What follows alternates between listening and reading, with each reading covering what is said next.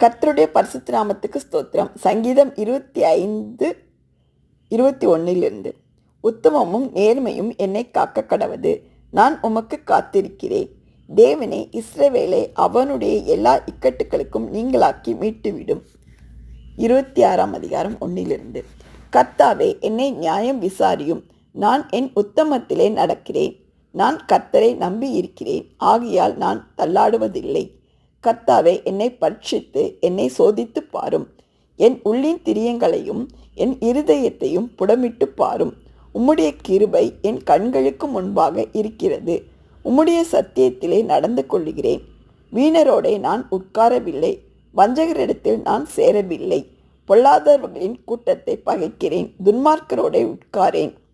கர்த்தாவே, நான் துதியின் சத்தத்தை தொனிக்க பண்ணி உம்முடைய அதிசயங்களை எல்லாம் விவரிப்பதற்காக.